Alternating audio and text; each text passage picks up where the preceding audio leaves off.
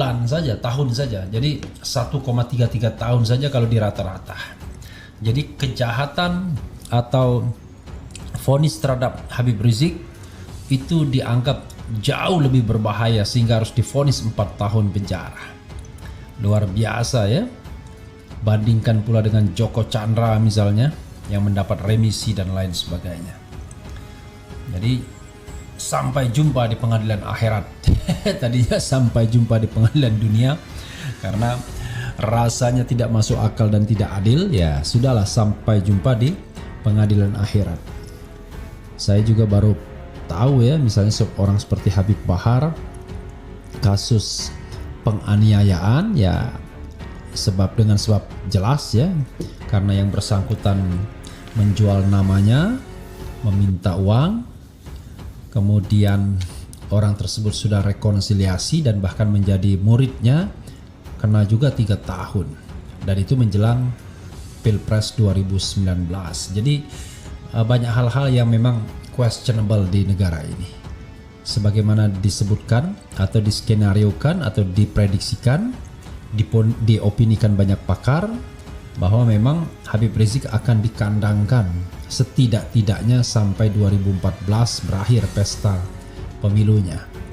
Dan kalau dikaitkan dengan tweet seseorang yang dekat lingkar presiden ya, yang juga staf khusus dari Presiden Jokowi, dia sampai jumpa di 2016 waktu itu. 6 tahun memang ya, tetapi ternyata dikurangi menjadi 4 tahun. Coba kita bacakan Sobat Era, dan lucunya kita tidak pernah tahu majelis pengadilan tingginya siapa saja, tiba-tiba sidang dan langsung memberikan putusan. Jakarta, CNN Indonesia. Ini sebagaimana dilansir oleh CNN Indonesia ya. Rizik tetap divonis 4 tahun kasus rumah sakit Umi di tingkat banding. Jakarta, CNN Indonesia. Hakim Pengadilan Tinggi DKI Jakarta menguatkan putusan Pengadilan Negeri Jakarta Timur terhadap ex petinggi FPI Rizik Syihab dalam kasus tes swab rumah sakit Umi Bogor. PT DKI tetap memvonis Rizik 4 tahun penjara di tingkat banding. Putusannya adalah menguatkan menerima permohonan banding dari para terdakwa dan penuntut umum. Yang kedua adalah menguatkan putusan Pengadilan Negeri Jaktim yang telah diputuskan lalu dan dimohonkan banding, kata Humas PT DKI Jakarta Binsar Pamopo Pakpahan kepada wartawan Senin 30 Agustus. Dia menerangkan putusan tersebut telah dibacakan dalam sidang yang terbuka untuk umum pada Senin 30 Agustus pagi tadi. Jadi hari ini ya.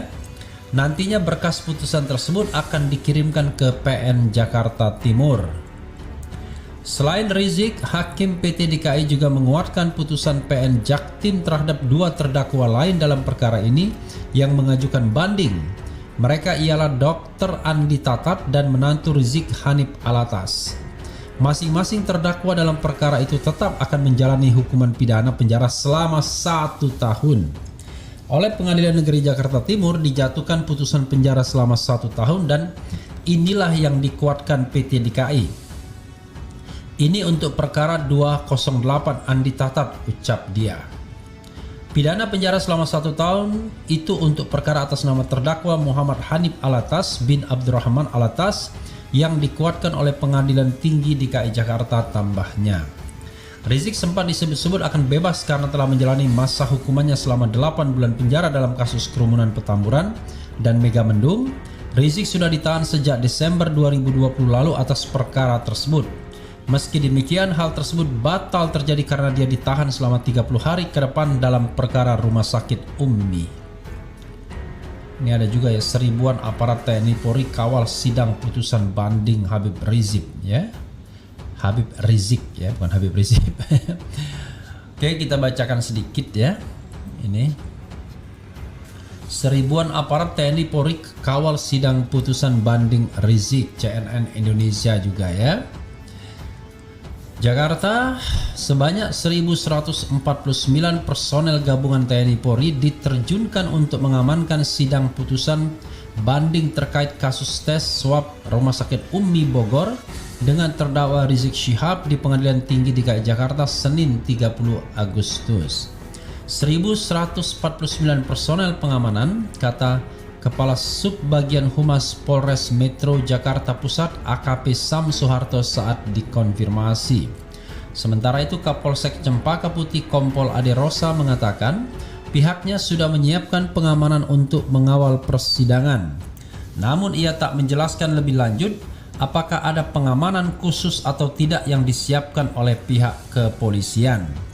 Kita siapkan pengamanan, untuk detailnya silakan ke Polres, ucap Ade singkat. Diketahui dalam kasus tes swab Rumah Sakit Umi Bogor, hakim menjatuhkan vonis pidana 4 tahun penjara bagi mantan imam besar FPI tersebut. Vonis ini lebih rendah dari tuntutan jaksa penuntut umum dalam perkara tersebut. Jaksa sebelumnya menuntut Rizik selama 6 tahun penjara dalam kasus. Oke. Ya, Sobat Era sekalian, tadi sudah dibacakan juga ya, vonisnya tetap 4 tahun, artinya menolak banding baik dari kuasa hukum Habib Rizik maupun dari pihak jaksa penuntut umum. Nah, Sobat RH ya, sekali lagi irasionalitas hukum kembali dipraktekkan ke kita. Bayangkan kasus Habib Rizik ini sebanding dengan kasus Jaksa Pinangki. Yang tadi saya katakan, Jaksa Pinangki itu melakukan 3 kejahatan sekaligus, yaitu menerima suap, pencucian uang, dan permufakatan jahat. Dan dia adalah pejabat publik, bahkan penegak hukum, yaitu seorang jaksa. Bayangkan putusannya hanya 4 tahun. Sama-sama di level pengadilan tinggi, walaupun sebelumnya 10 tahun tapi didiskon menjadi 4 tahun, dan jaksa penuntut umum tidak banding, artinya inkrah. Jadi kalau kita kaitkan sama-sama levelnya pengadilan tinggi, maka sense of justice hakim-hakim di pengadilan tinggi itu menganggap apa yang dilakukan jaksa Pinangki itu sama, sebangun dengan apa yang dilakukan Habib Rizik. Padahal jauh sekali. Satu melakukan kejahatan yang betul-betul jahat dan dalam posisi sebagai pejabat publik, 3 lagi kejahatannya, sementara satu hanya menyatakan soal kondisi kesehatannya.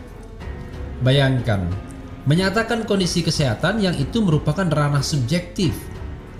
Kan tidak mungkin kemudian ranah subjektif itu kemudian dianggap dia melakukan sebuah kebohongan, karena itu adalah ranah subjektif. Orang tidak bisa mengetes.